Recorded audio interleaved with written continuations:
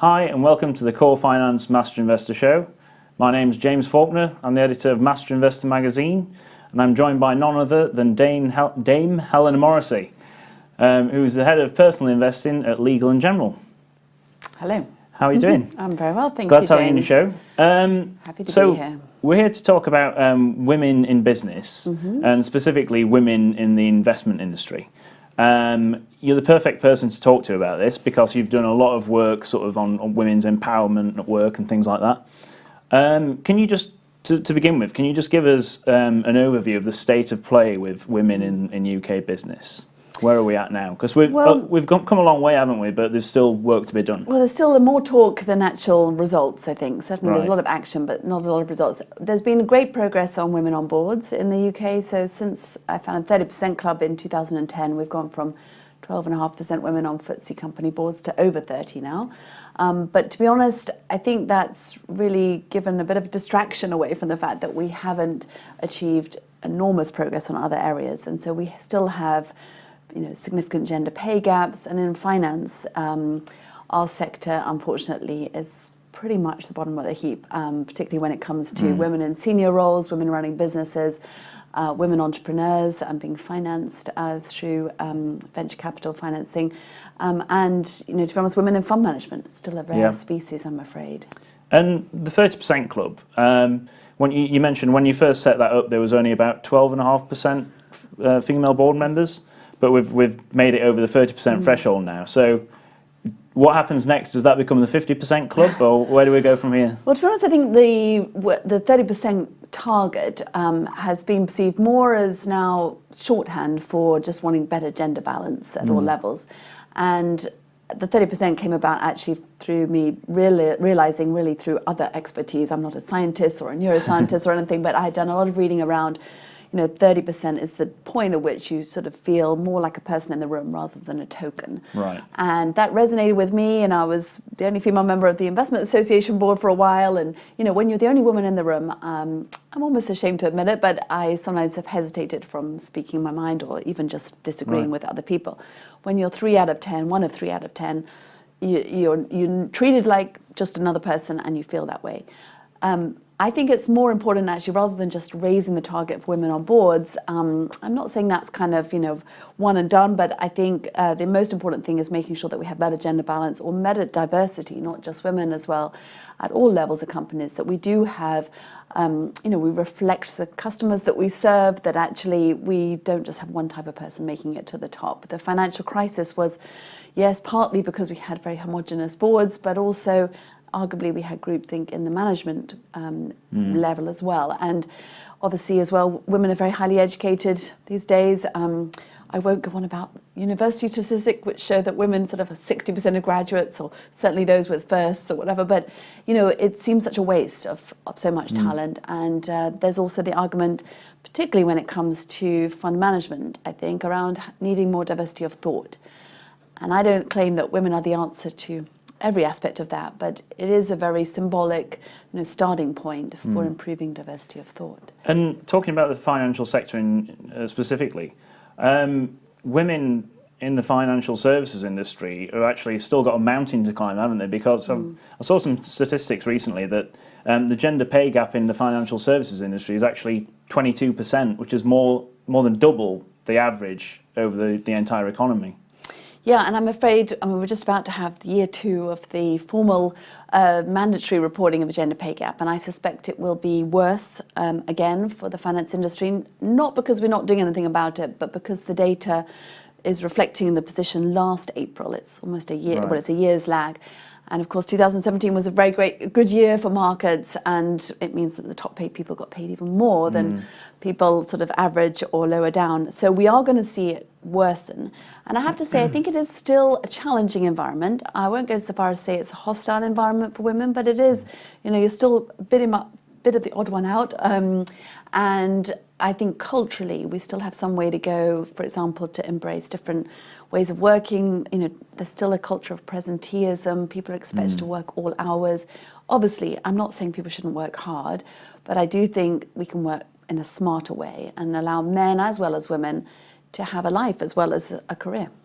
So, but why are women having such a bad time in financial services, do you think? Why is it financial services in particular? What is it about financial services that's not appealing to women? Well, I think there is that sort of chicken and egg problem, and then, the fact there aren't very many women there already. I go and speak a lot of schools and universities, and very many young girls, they don't even think of applying because they just think of it, their image is just alienating. They think of it just doing a masculine male-dominated environment. And I think it's in lots of ways very rational. I mean, to think that actually that might prove an uphill struggle compared with if you go to work in a sector that's a bit more balanced to start with. But I personally believe that actually having more women is very important culturally, but also we can change things for the better, hopefully, and we need better balance. And I do encourage people to think actually not just in terms of what the image is, but also to not have the mistake of thinking that you have to have a maths degree. I mean, that's the other thing that's a bit of an impediment because obviously we look even at A-levels, girls are much less likely to study A-level maths or further maths in particular. I happen to have a maths and further maths A-level, long time ago, ancient history, of course. But I know, that, to be honest, it was my philosophy degree that has been much more useful, even when I was a bond fund manager, frankly. Yeah. So I'm really trying to encourage people, and obviously that requires companies in turn to have recruitment policies that aren't just specifying, oh, you have to have a 2-1 or higher degree in economics, maths, or science. So I think we do have some practical things we can do, and then we need to evangelize more and talk about what it is we do. It's not shady figures cooking the books. It's actually people, in my experience, who mostly are trying to do a good job for clients and actually trying to improve financial well-being, which has a social purpose too. So, and it's not just the world of work either, is it? Because it spills over into personal finance. Because figures show that women are much less likely to invest than men are, for example. So, do you think that psychology plays a role here? Because men are traditionally seen as these risk takers, whereas women are traditionally seen as more risk averse. I think that's partly to do with it. I think my own experience has been that women tend to be risk aware, not necessarily afraid of taking risks, but sort of more aware. Obviously, everyone's always asking me whether I think women make better fund managers than men, which seems a bit of a leading question. So, but I do think sometimes, and again, it's a strangely controversial thing to say now, but I think on average, men and women are a little bit different, and there's research on both sides of that argument. Ideally, the ideal team has a mix. I think that women, when it comes to personal finances, often it's a muddle of feeling that they're not understood, that the language used is either very complicated or very patronizing. You can argue women are never pleased, but I think it's actually just that it doesn't emotionally appeal to women often. And even very smart, highly educated, professional, high-achieving women tell me, well, actually, no, I handle that over to my husband or my partner.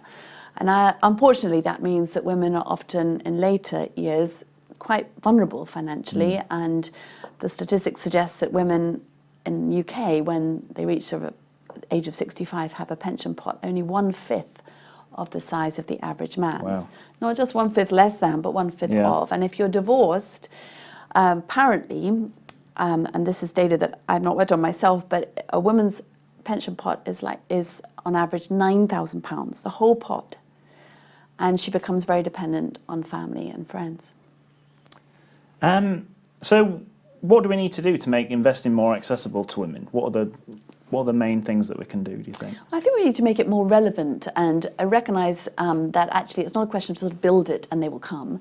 If we were all just making rational decisions, when we would all be investing very wisely from a very early age, but that's not how people operate. We often prefer just to have a short-term gratification. We like to get involved with things that we're interested in. And I think we need to make finance more relevant and appealing. One is by connecting about what it means for you in the way that, for example, we look after our health. More people these days than ever before, I think, exercise and eat sensibly, not because they don't love, cake, but because they kind of know that in the long term it's not going to be great to eat lots and lots of cake. We need to get finance in this sort of sense of being an everyday thing. And then I think, one thing that we haven't really seen people back what they say they're interested in yet, but, around, aligning with values. And obviously there's a lot of talk about environmental, social and governance issues, climate change or gender equality, or just making sure that your money is not financing companies that employ people on 0 hours contracts. I mean, these are things that young people in particular say they care about. We've yet to see, as I say, them backing that with their money, but making it sort of more obvious that the products or services that they buy are going to do some good rather than actually just line the pockets of people that they don't particularly rate. And you mentioned this earlier, but I've got to ask this question. Do women make better fund managers than men? Because, you mentioned that women are more risk aware, as you put it. Does that set them up to be better asset managers than men, do you think? So if we can divide it up between, I'm not going to be a politician and avoid the answer, or avoid the question, but there's professional investors and then there's sort of, everybody. There's been a big study, it's some years old now, but in the States, and actually beautifully entitled, Boys Will Be Boys.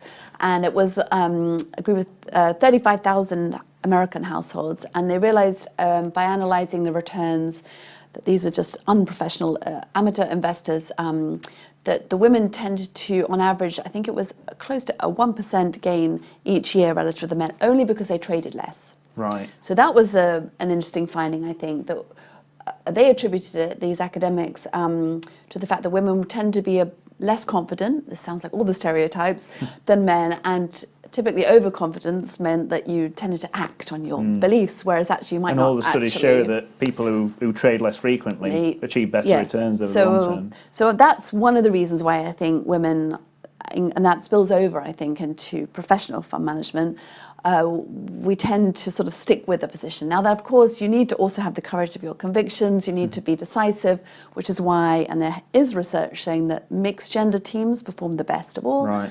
But what I have seen directly is that women, and again, it sounds too stereotypical to be true, but tend to be very conscientious, tend to do a lot of research, be great analysts, and therefore often do consider risks really well.